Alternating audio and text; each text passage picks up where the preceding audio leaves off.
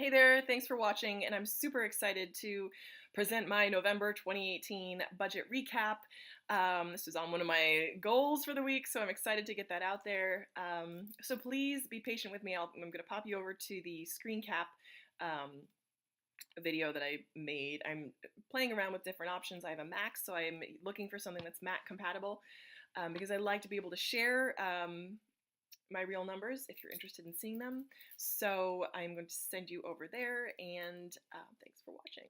Hey there, so this is my budget recap for November of 2018.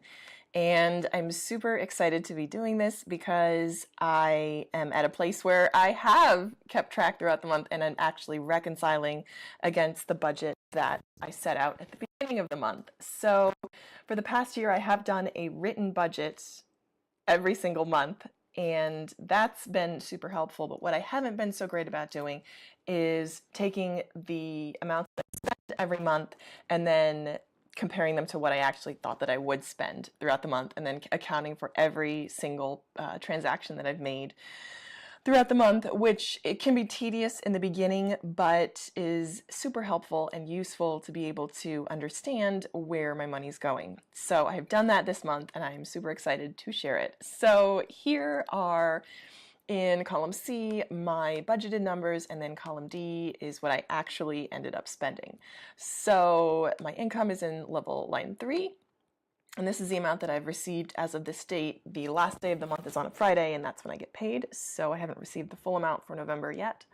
This column that I've added, this row that I've added for immediate savings, that's money that I've taken from sort of an immediate savings account as opposed to my emergency savings account.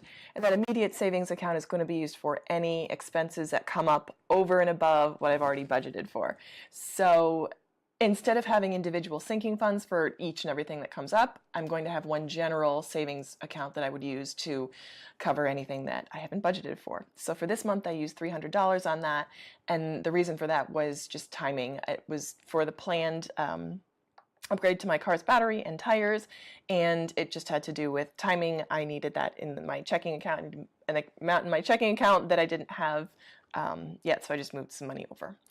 So the section in the blue are my fixed expenses. That's housing, utilities, which came in a little bit higher this month, my phone, my gym, that immediate savings account, and then my tithe. And I haven't paid that as of today because I haven't received my full paycheck, although for next month my plan is to contribute that off the top rather than waiting till the end of the month. So that's the plan there. And just to say, I believe very firmly in tithing 10% of your income. I haven't always been the best at tithing the full 10%, but my goal is always to tithe something. And I have noticed there are all sorts of, like, as a faith-based person, there's all sorts of Bible verses about the benefits of tithing, and that whole Malachi section about if you bring in the full tithe into the storehouse, see if if the Lord doesn't bless you richly. And I've absolutely known that to be true, but it doesn't always correlate exactly in monetary blessings. Often it does, but not always. So I just kind of want to, I don't say remind myself, but to say that while it's a wonderful discipline, it doesn't always equate in monetary blessings. It's still a fantastic discipline to have. So the section in the orange are the variable expenses I have that I have some control over. These are the levers that I'm able to pull if I need to either cut back or raise something, although they are expenses that do need to be paid. So this is the amount for gas that I budgeted. I came in a little under there. I had my groceries amount set at $500 for the month because it was Thanksgiving. I only came in at $300, which is great for this month. Personal care, I had budgeted $160. I only came in at $60. And that's things like hair coloring supplies from Sally Beauty, or like a new mascara, and all that would come from personal care. Transportation, car expenses, so that was the planned upgrades to the battery and tires. I had a therapy expense. I did not do that this month. And then my food out category came in a little high, but I knew that as the month was going, so I adjusted in the grocery section. And I had an additional amount of $148 that I did not end up spending. So this was my subtotal for all of those variable expenses, bringing my total expenses to this amount right here, $2,774.37, which was under what I had planned. Now this section in purple, the additional ad hoc expenses, These are things that came up that I didn't plan for, but was still able to cover. And as the months go on and I'm more intentional and I pay more attention, this category should be a little bit less. So for transportation, I had an Easy Pass amount come out, and it's really kind of, there's no specific rhyme or reason as to when I will be driving on these toll roads, so it's tough to predict when this will be deducted. But luckily, thankfully, I was able to cover it. And then I had some gifts, some gift categories come up. This was a support gift for a friend.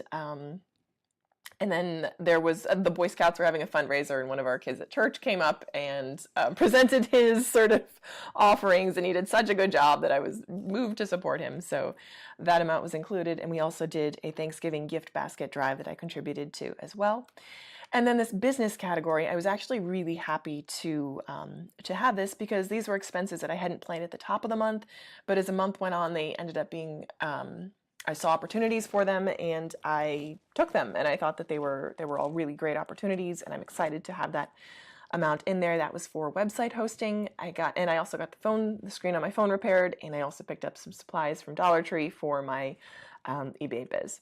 So those were total ad hoc expenses, and that came to, I think it was like $367. So this was a total amount that I spent, and that's almost exactly to the dollar. I can account for that in terms of my income, and then the amount that was moved over from the immediate savings. So I really feel I'm super happy to have been able to account for every dollar that I spent this month and know where it's going and be reasonably okay with the division and how it's sort of spread out.